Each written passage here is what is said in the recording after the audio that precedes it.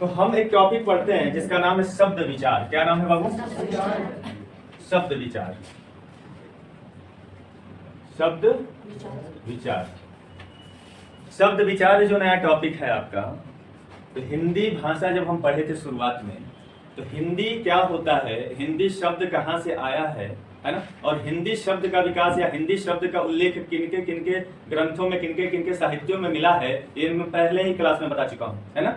और हिंदी भाषा, फिर भाषा क्या होता है और भाषा को किसने किस तरह से डिफाइन किया है, वो भी मैं पढ़ा चुका हूँ। पढ़ाया हूँ कि नहीं पढ़ाया हूँ? चलिए, शब्द विचार में सबसे पहले हम देखेंगे भाषा। क्या देखेंगे बाबू? भाषा। और मैंने आपको पहले ही क्लास में बता चुका कि भाषा क्या होता है और भाषा का विकास कैसे हुआ, ठीक है। और ये भी मैंने बताया कि भारतीय संविधान में भाषा का प्रावधान किस अनुच्छेद में है, किस भाग में है ना, और भारत के संविधान में भारत की कितनी भाषाओं को सम्मिलित किया गया है, कौन कौन से संविधान संशोधन किए गए थे, वो सारी बातें मैं बता चुका हूँ। क्लियर है? जिनका छूटा है किसी दिन एक्स्ट्रा क्लास संडे को लूंगा, वो सारा कवर कर दूंगा, टेंशन नहीं लेने का, ठीक है। अब देखो, भाषा जब शब्द आता है तो थोड़ा सा मैं यहाँ पे बता देता हूँ, पहले भी बता चुका हूँ। सबसे पहले हम यही जानेंगे ये भाषा क्या होता है, ठीक है। तो भाषा का बहुत ही सुंदर सा, बहुत ही छोटा सा एक डेफिनेशन है। कहता है कि मनुष्य या फिर व्यक्ति अपने विचारों के आदान प्रदान के लिए, किसके लिए बाबू? अपने विचारों के आदान प्रदान करने के लिए जिस साधन का प्रयोग करता है उसे हम भाषा कहते हैं, उसे हम भाषा कहते हैं। अगर हम अपने विचारों को आप तक पहुंचाना चाहते हैं तो हम किसका सहारा लेंगे? भाषा। ऐसे साधन का सहारा लेंगे जिससे हमारे विचार आप तक पहुंच जाए, तो वही साधन हमारा क्या कहलाएगा? भाषा कहलाएगा। बात समझ पा रहे हैं? तो मनुष्य अपने विचारों को या फिर अपने विचारों का आदान प्रदान करने के लिए जिस साधन का प्रयोग करता है उसे हम क्या कहते हैं? भाषा कहते हैं। क्लियर है? और भाषा को पहुंचाने के लिए तीन होते हैं, मैंने बताया था आपको। पहला क्या होता है? मौखिक रूप से, दूसरा लिखित रूप से, तीसरा सांकेतिक रूप से।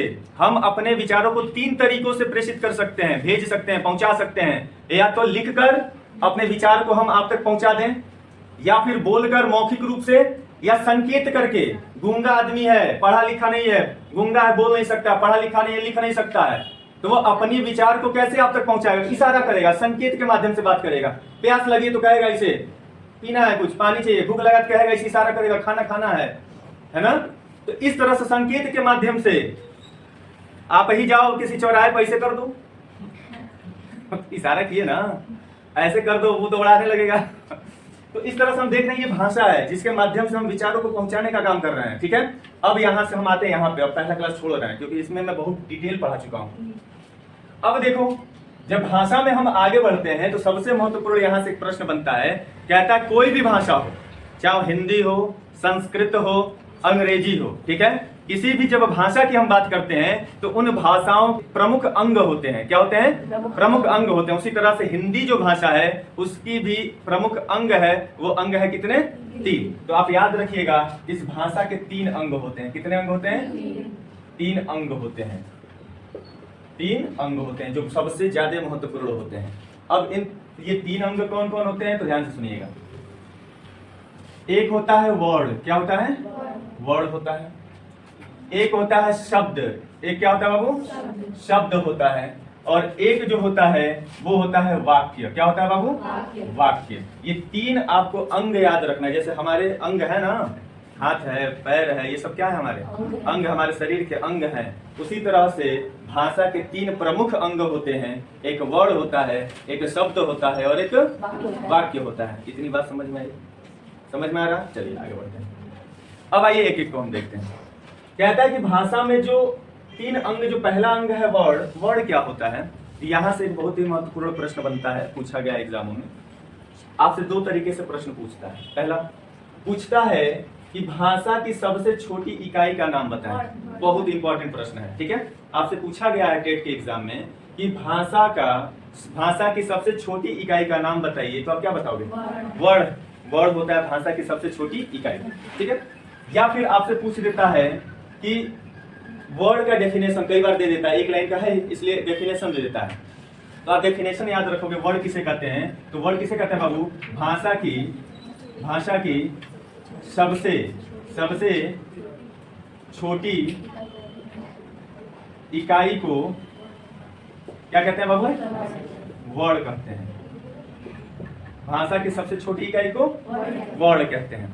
अब मैं इसमें इसको डिफाइन नहीं करूंगा कि वर्ड दो प्रकार के होते हैं, स्वर होता है, व्यंजन होता है, क ख ग घ आ ई ऊ नहीं पढ़ाऊंगा मैं, ठीक है। मैं इस आपको तद्भव तत्सम कहाँ से वहां ले चलने के लिए थोड़ा सा इधर प्रकाश डाल रहा हूँ, ठीक है। अब छोटे बच्चों वाला आप कहोगे सर अब ये भी पढ़ाई क ख ग घ, ठीक है। तो वर्ड हमें समझ में आ गया। अब कहता है शब्द क्या होते हैं बाबू? तो शब्द किसे कहते हैं? तो वर्डों के सार्थक मेल से किसका निर्माण होता है? शब्द का निर्माण होता है। ध्यान सुनिएगा, एक शब्द आ रहा है सार्थक मेल, मतलब आप सिंपल भाषा में कह सकते हो कि वर्डों के मिलने से शब्द बनता है। ये परिभाषा गलत है। शब्दों के मिलने से वो वर्डों के मिलने से शब्द बनता है, एक मोटा मोटी तरीके से समझने के लिए ठीक है, लेकिन आपको कहना पड़ेगा वर्डों के सार्थक मेल से, है ना।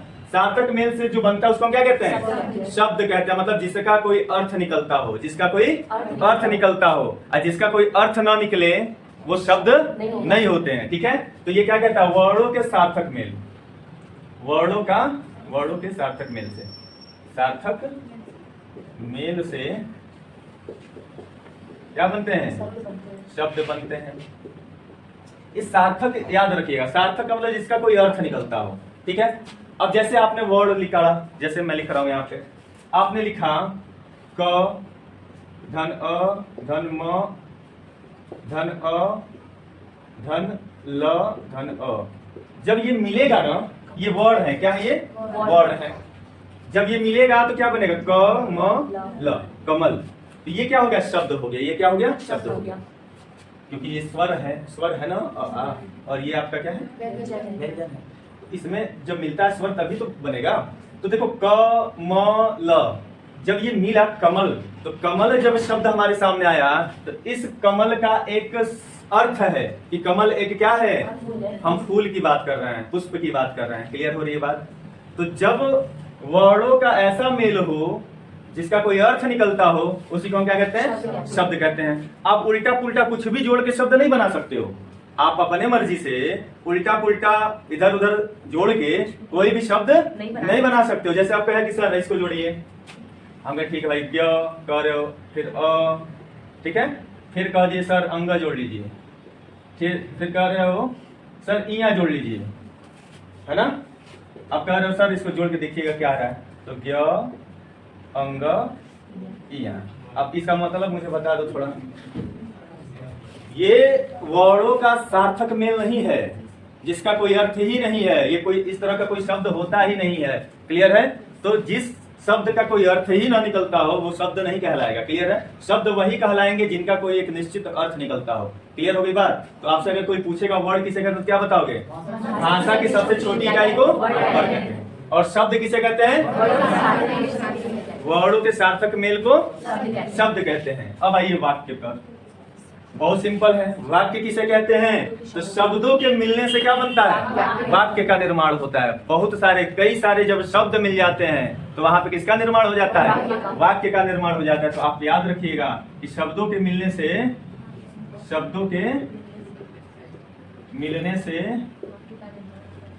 वाक्य का निर्माण होता है। क्लियर हो गई बात? पवन, मान लो मैं लिख रहा हूं शब्द पवन एक अच्छा लड़का है। तो पवन एक अच्छा लड़का है, क्या है वो? एक वाक्य, पूरा एक सेंटेंस है ना। जैसे अगर उसमें मैं ढूंढूं पवन, तो प व न, तो प जो है वर्ड है, व क्या है?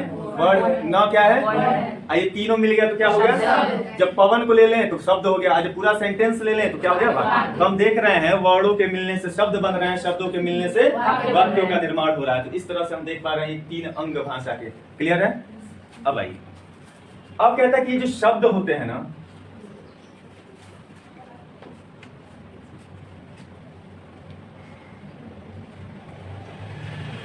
अब देखिए ये जो शब्द होते हैं इसके भी कई प्रकार होते हैं। क्या होते हैं? कई प्रकार होते हैं। हम इसको नहीं आ रहे, इसको खोल रहे हैं, ठीक है ना। प्रकार, यहां से ये इंपॉर्टेंट है, यहां से आपके प्रश्न बनते हैं, ठीक है। तो ध्यान से समझिएगा। कहता है कि जो शब्द होते हैं ये कहां से आए हैं, उनको किस आधार पर बांटा गया है, वर्गीकृत किया गया है शब्दों को।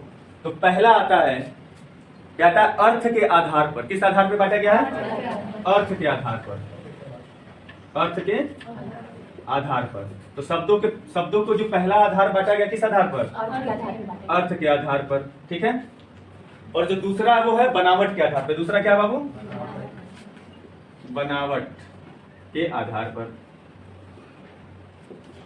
और जो तीसरा है वो क्या है? तीसरा ये उत्पत्ति के आधार पर लिख लो, उत्पत्ति के आधार पर। और जो तीसरा है वो है बनावट के आधार पर। और जो चौथा है वह विकार के आधार पर। चौथा क्या है? विकार के आधार पर।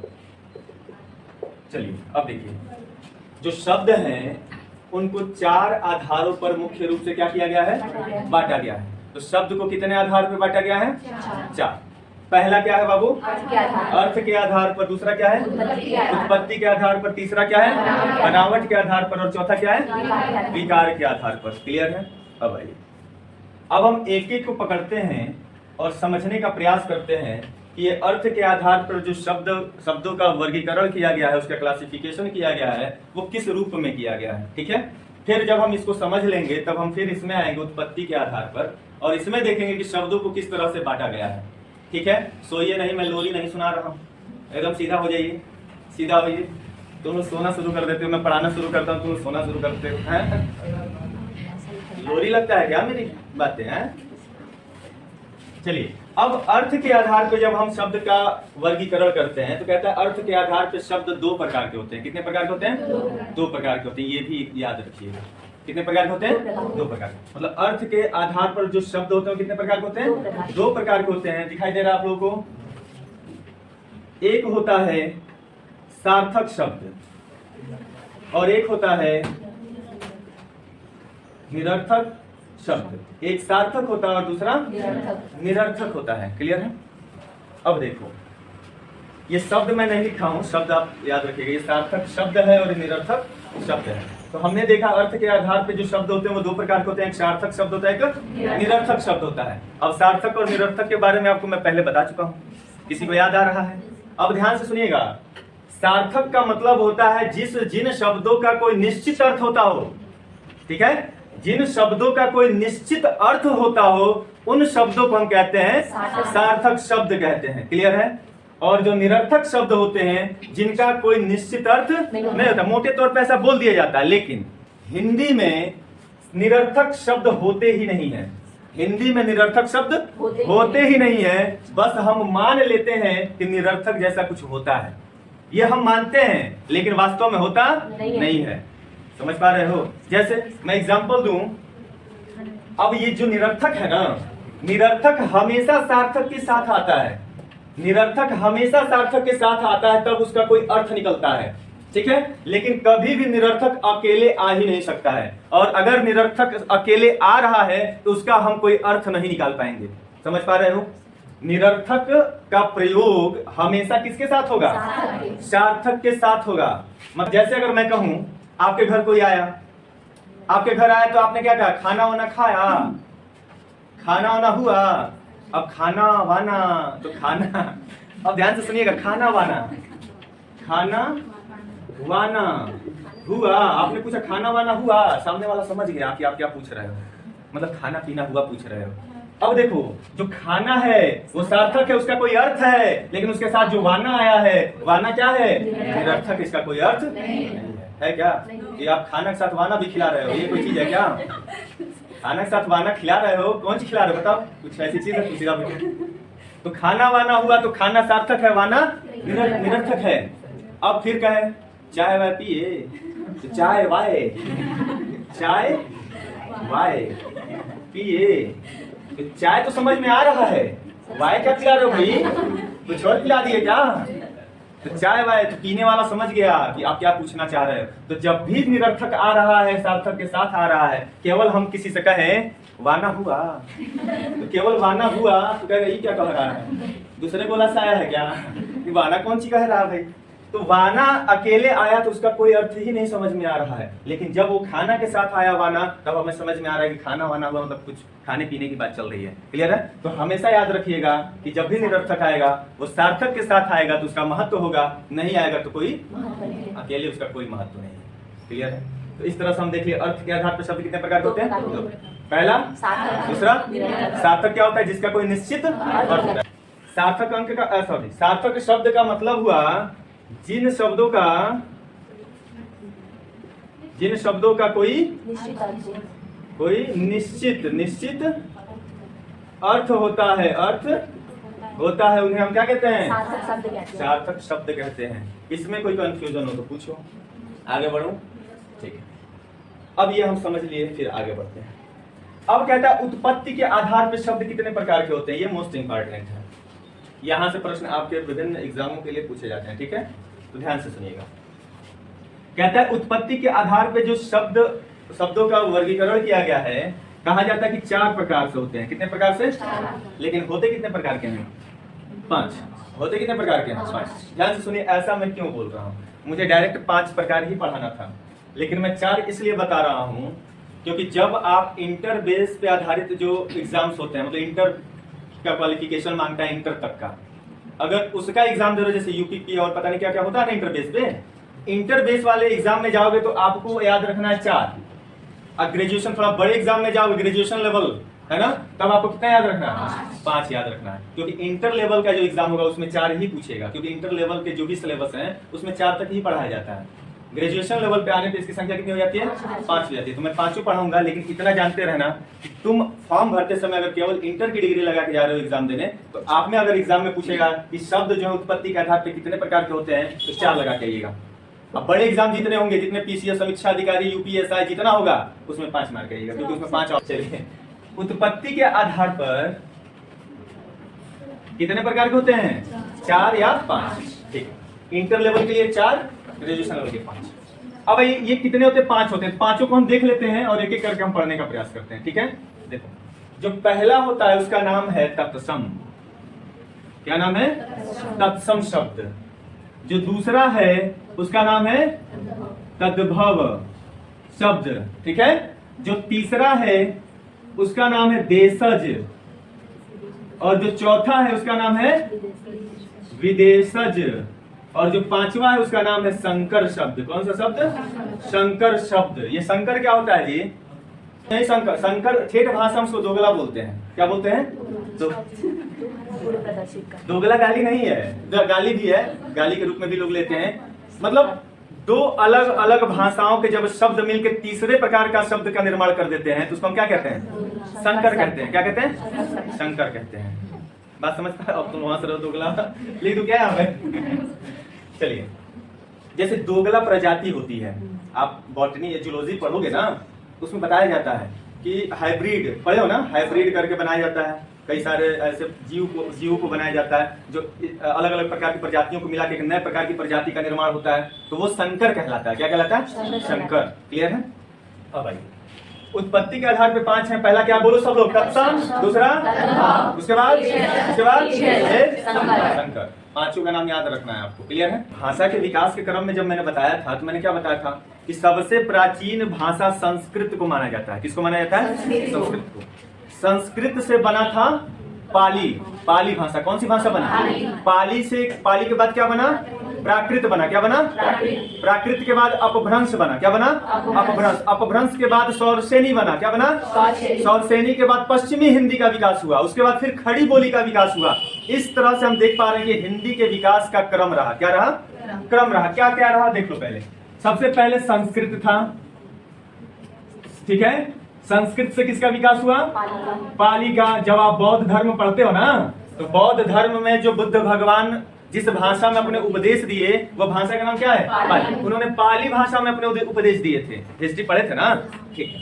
पाली के बाद आता है प्राकृत। तो जो प्राकृत भाषा है, आप जैन धर्म में आओगे तो महावीर स्वामी है ना, जो जैन धर्म में आओगे तो जैन धर्म में किस भाषा में उपदेश दिए गए हैं? प्राकृत भाषा में दिए गए हैं। क्लियर है? यहाँ से ये प्रश्न बन चुके हैं कि बौद्ध धर्म में भगवान बुद्ध ने किस भाषा में अपने उपदेश दिए थे? तो याद रखिएगा, बौद्ध धर्म में पाली, जैन धर्म में प्राकृत भाषा में, ठीक है। इसके बाद जो आता है वो होता है अपभ्रंश। क्या आता है? अपभ्रंश। अपभ्रंश का मतलब होता है यहाँ पे भाषा का बहुत ज्यादा छिन्न भिन्न हो जाना, बिखर जाना, अपभ्रंशित हो जाना, है ना। मतलब बहुत सारे इस प्राकृत भाषा में बहुत सारे क्षेत्रीय भाषाओं, लोकल भाषाओं का समावेशन हो जाना, ठीक है, उसको हम क्या कहते हैं? अपभ्रंश हो जाना। यहाँ पे भाषा बहुत ज्यादा बिगड़ गई। क्या हो गई? बिगड़ गई। बिगड़ गई का मतलब समझते हो? अब इसके बाद आया सौरसेनी, पश्चिमी हिंदी, खड़ी बोली। मैं डायरेक्ट यहाँ पे हिंदी लिख दे रहा हूँ। क्या लिख दे रहा हूँ? हिंदी। उतना लंबा लेके नहीं चल रहा हूँ, डायरेक्ट इसके बाद हिंदी समझो। मैं पहले बता चुका हूँ क्या होता है। अवहट भी था, हाँ वेरी गुड, अवहट भी था। तो अवहट लास्ट स्टेज में। अपभ्रंश, इस अपभ्रंश का जो अंतिम रूप है उसी को हम अवहट बोलते हैं। क्या बोलते हैं? अवहट बोलते हैं। या जो अंतिम रूप है उसको बोलते हैं। अब इसके क्रम में मत लाओ उसको, ठीक है? ठीक है, सोच लो, समझ लो।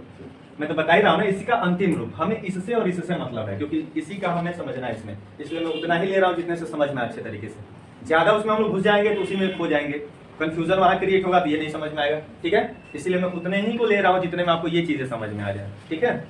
अब भाई मतलब हम देख रहे हैं जो सबसे प्राचीनतम जो भाषा है वो क्या है? संस्कृत है। और संस्कृत से ही धीरे धीरे धीरे धीरे धीरे विकास हुआ है किसका? हिंदी का विकास हुआ है। क्लियर है? और ये जो विकास का क्रम है वो 1-2 दिन में नहीं हुआ है। आप सोचोगे कि संस्कृत से पाली, पहले 1 महीना संस्कृत था, तो दूसरे महीने में पाली आ गया, तीसरे महीने में प्राकृत आ गया, नहीं आया। इनके विकास के क्रम में हजारों सालों का समय लगा है। कितने सालों का? हजारों वर्षों का समय लगा है, तब जाके ये नई नई भाषाओं का विकास होता हुआ आज जाते जाते जो हिंदी का विकास हुआ है, ठीक है? तो इसमें हजारों वर्षों की मेहनत लगा है, समय लगा है, तब जाके इसका विकास हुआ है। अब आइए, तत्सम शब्द किसे कहते हैं? तो बहुत सिंपल भाषा में कि जो संस्कृतनिष्ठ शब्द होते हैं उनको हम तत्सम कहते हैं, सिंपल भाषा में। लेकिन आप समझिएगा तत्सम का मतलब क्या होता है। ये कहता है कि वे शब्द जिन शब्दों को, ध्यान सुनिएगा, वे शब्द जिन शब्दों को संस्कृत भाषा से यथावत या फिर मूल रूप से, किससे? मूल रूप से, या फिर अपने भाषा में तो डायरेक्ट है ना, डायरेक्ट, रेडीमेड क्या बोल रहे हो? कपड़ा खरीद के जाते हो, रेडीमेड, है ना? तो वे शब्द जिन शब्दों को संस्कृत भाषा से यथावत या मूल रूप से हिंदी भाषा में प्रयोग किए जाते हैं उन्हीं को हम क्या कहते हैं?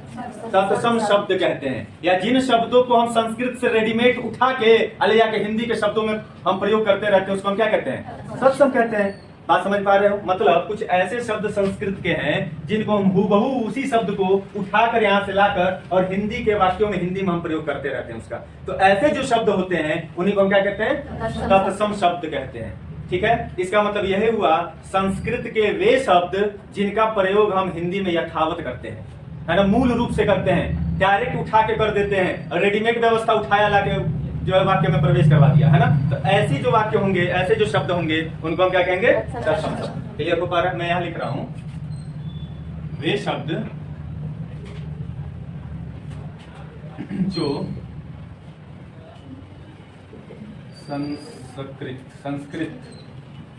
संस्कृत भाषा से यथावत या मूल रूप से हिंदी में प्रयोग किए जाते हैं। आप अपने अनुसार भी परिभाषा बना सकते हो, बस मूल भाव समझ लोगे ना तो शब्दों के माध्यम से अपने अनुसार परिभाषा बनाओ। प्रयोग किए जाते हैं उन्हें हम क्या कहते हैं? तत्सम कहते हैं। अगर एग्जाम्पल ले लें हम, जैसे वर्षा, जो वर्षा शब्द है, वर्षा शब्द कैसा शब्द है? संस्कृत का शब्द है। और संस्कृत से डायरेक्ट किसमें यूज होता है? हिंदी में होता है। हम वर्षा शब्द का यूज करते हैं, ठीक है, हिंदी में करते हैं। तो करते हैं तो ये जो शब्द है ये हमारा तत्सम शब्द है, ठीक है। जैसे एक और शब्द लेते हैं, श्लोक। क्या लेते हैं बाबू? श्लोक। अब श्लोक कौन सा शब्द है? संस्कृत का शब्द है, लेकिन इसको रेडीमेड उठा के हम किसमें प्रयोग करते हैं? हिंदी में प्रयोग कर देते हैं, ठीक है। हम कृष्ण शब्द बोलते हैं। कृष्ण कौन सा शब्द है? कृष्ण। तो ये कृष्ण क्या है? संस्कृतनिष्ठ शब्द है ना, संस्कृत में यूज होता है, लेकिन हम इसको कहाँ कर देते हैं? हिंदी में। कृष्ण का मतलब होता है काला। कृष्ण का मतलब क्या होता है? काला होता है। क्लियर है? बात समझ पा रहे हैं? तो इस तरह समझ में आता तत्सम शब्द किसे कहते हैं। तो यहाँ देखिए, अब फिर तद्भव पे आते हैं, फिर आगे हम पढ़ें। अभी बताएंगे कुछ चीजें, इसके माध्यम से आप समझ पाओगे कि वो तत्सम है कि तद्भव है। लिखिए नहीं, जब मैं कहूँ लिखने के लिए तब लिखिए, ठीक है। चलिए तद्भव किसे कहते हैं भाई? तद्भव वे शब्द होते हैं जिनका संस्कृत शब्द से या संस्कृत भाषा से विकास या उत्पत्ति हुई मानी जाती है ना? मतलब तद्भव वे शब्द होते हैं जिनका विकास या उत्पत्ति किससे हुई है? संस्कृत भाषा से हुई, उसको हम तद्भव कहते हैं। अब ध्यान देना, तत्सम में कह रहा है इसमें जो रेडीमेड है उसी को यूज करेंगे, और तद्भव में कह रहा है जो है उसको नहीं करेंगे, उसको थोड़ा तोड़ मरोड़ के हम अपने अनुसार सुविधा के अनुसार आसान भाषा बनाएंगे, तब उसका प्रयोग करेंगे। बात समझ पा रहे हैं? तो संस्कृत के वे शब्द जिनका विकास हुआ हो या फिर जिनकी उत्पत्ति हुई हो उसको हम क्या कहते हैं? तद्भव कहते हैं। क्या कहते हैं? तद्भव कहते हैं। सिंपल भाषा में समझना, जो शब्द लिखने में, जो शब्द पढ़ने में, जो शब्द सुनने में आसान लगे उसको हम तद्भव कहते हैं। जो शब्द लिखने में, जो शब्द बोलने में, जो शब्द सुनने में कठिन लगे, क्योंकि भाषा कठिन थी, संस्कृत भाषा कैसी थी? कठिन थी। अब कठिन से आसान की तरफ बढ़ रहा था भाषा, कठिन से आसान की तरफ बढ़ रहा था। अच्छा बताओ, महात्मा बुद्ध भी चाहते तो संस्कृत भाषा में अपना उपदेश देते, लेकिन उन्होंने पाली भाषा को क्यों चुना? क्योंकि सामान्य जनता की भाषा पाली थी और वो सामान्य भाषा अच्छे तरीके से समझ लेते थे, और जो संस्कृत भाषा थी कुछ वर्गों तक सीमित थी, है ना? कुछ विशेष वर्ग के लोग ही संस्कृत बोलते थे, संस्कृत पढ़ते थे, है ना? तो जब ये उपदेश देते तो इनका उपदेश केवल कुछ सीमित लोगों तक ही पहुंच पाता, सामान्य जनता के पास नहीं पहुंच पाता। इसलिए उन्होंने इसके आसान रूप का चयन किया जो पाली थी, और पाली भाषा में अपना उपदेश दिया ताकि सारी जनता के पास मेरा उपदेश पहुंचे। बात समझ पा रहे हो? ये भाषा का कठिन से सरल की तरफ देख रहे हो विकास हो रहा है। क्लियर हो रही है बात? पहले जटिल था, फिर उसको आसान किया गया, सरल किया गया। तो ये समझ में आएगा तद्भव क्या होता है कि वे शब्द जो संस्कृत से उत्पन्न हुए हो या उसका विकास हुआ हो उसको हम क्या कहते हैं? तद्भव शब्द कहते हैं। क्लियर है? अब कुछ ऐसे ट्रिक मैं बता रहा हूं जिन ट्रिकों को देखकर हम आप आसानी से समझ पाओगे कि कौन सा शब्द तद्भव है और कौन सा शब्द। अगर हम इसको एग्जांपल के थ्रू समझे बाबू, क्या है? गदहा। गदहा कैसा शब्द है? तद्भव है। हाथ कौन सा शब्द है? तद्भव है। हाथी कौन सा शब्द है? तद्भव शब्द है। तो अब हम समझ पा रहे हैं। देखो यहां मैं लिखूं, ध्यान समझिएगा, मैं पूछ रहा हूं मयूर और एक लिख रहा हूं मोर। अब इन दोनों में कौन तत्सम है, कौन तद्भव है? यहाँ पे वो फार्मूला लगाओ, जो शब्द पढ़ने में, सुनने में, लिखने में कठिन लगे तत्सम, और जो आसान लगे तद्भव। तो देखो कौन कठिन लग रहा है? मयूर। थोड़ा उड़ करके बोलना पड़ रहा है, मयूर, है ना? तो मयूर कठिन लग रहा है तो क्या होगा? तत्सम। मोर, आराम से बोल दो रहे, मोर, तो क्या हो गया? तद्भव। तो कुछ पहचानने का ये भी लक्षण होता है, पहचानिएगा। कुछ और लक्षण बताता हूं मैं, ठीक है? अब देखो, जब किसी शब्द में छ, त्र, य, अस्र, ये 4 गो महाशय लोग दिखाई दे जाए तो धड़ाक से आंख बंद करके बिना सोचे समझे कुआं में कूद जाइएगा। ठीक है? कहाँ कूद जाइएगा? कुआं में। कुआं, जैसे कुआं अभी आएगा, एग्जाम्पल आएगा बड़ा। तो छ, त्र, य, स्र, ये 4 शब्द आप मिश्रित शब्द है। इन शब्दों को क्या कहते हैं? मिश्रित शब्द बोला जाता है। किसी भी शब्द में अगर ये चारों में से कोई एक दिखाई दे दे तो आप समझ जाना कि वो क्या है? तत्सम है। जैसे बताओ क्या होगा? जैसे अगर मैं लिखूं अक्षर, अब मैं पूछूं कि अक्षर तद्भव है कि तत्सम, तो कहना ना ना, यहाँ छ दिखाई दे दिया, छ दिखाई दे दिया तो तत्सम है। क्षत्रिय, क्षत्रिय, अब देखो यहाँ दोनों महाशय हैं, छ भी है, त्र भी है, तो छ भी त्र भी दिखाई दे दिया, कौन सा शब्द है? तत्सम। अच्छा एक बहुत सरल बताता हूँ। अच्छा ये बताओ, परीक्षा कौन सा है? तद्भव तत्सम? सुनने में आसान लग रहा है परीक्षा, है ना? लेकिन छ आ गया इसमें, इसी से आप अंदाजा लगा लेना कि छ आ गया तो क्या है? तत्सम है। उसके बाद और कुछ बताओ। आप कहते हो क्षुद्र, क्या कहते हो? क्षुद्र, तो छ आ गया तो क्या है? तत्सम है। और कुछ शब्द बताओ, त्र से बता दो जल्दी से। त्रिशूल, एक शब्द आता है त्रिशूल, तो त्रिशूल कौन सा शब्द है? क्यों है? क्योंकि त्र आ गया, है ना? और बता दो। ज्ञानी, ज्ञानी शब्द आ गया, ज्ञ आ गया तो आपका क्या हो गया? तत्सम हो गया। और कुछ शब्द? आश्रम, देखो आश्रम एक वेब सीरीज है, देखे आप लोग? मैं दिल्ली में था तो आश्रम देख चुका, आश्रम देखा था, ठीक है? हाँ अब देखो, अब मैं आपसे पूछूं कि बाबू बताओ, श्रृंगार तत्सम है कि तद्भव है? तत्सम है। क्यों है? आ गया। श्रृंग, श्रृंग कौन सा है? श्रृंग माने सींग, श्रृंग माने सींग क्या है?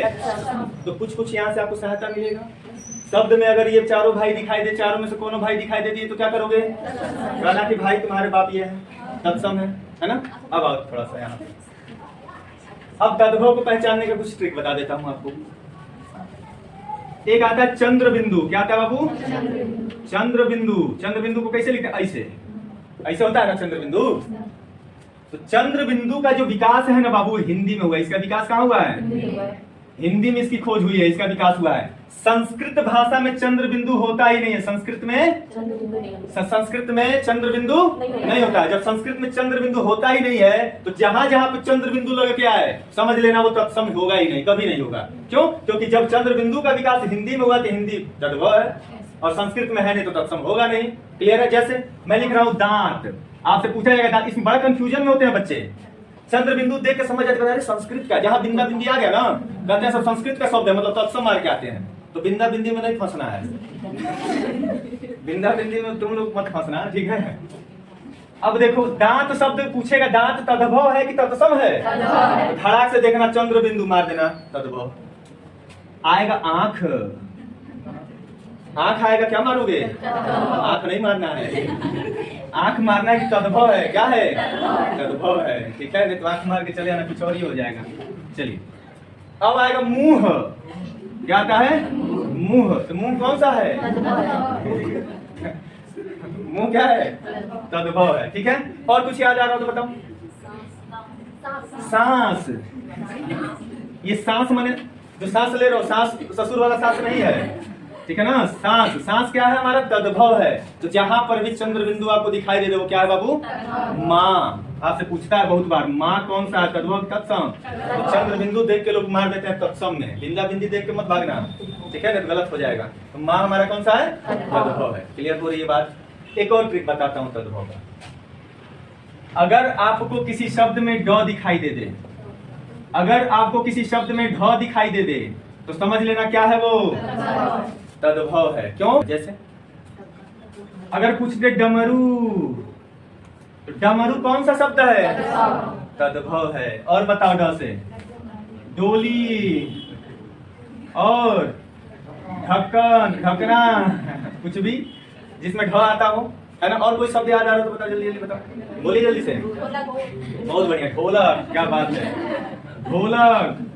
अब देखो इसमें बिंदी देख के भाग जाते हैं सब इधर, तत्सम में बिंदी देख के भागना नहीं है, ड ढ को पहचानना है, ये हमारा तद्भव होगा। क्लियर है? तो इस तरह से हम चीजों को पता करके वो कर लेते हैं कि कौन सा तद्भव कौन सा तत्सम है। और ये दोनों के दोनों बहुत ही इंपॉर्टेंट है। इतना लिखो फिर आगे टाइम हो गया, इतना लिखो। मैं इसका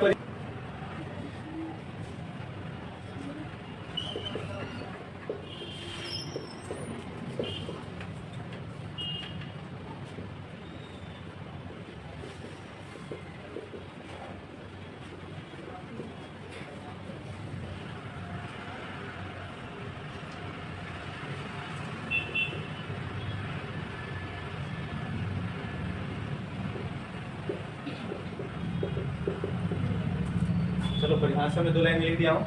मैंने कहा ना, बस बात को समझिएगा, अपने अनुसार परिभाषा कीजिएगा।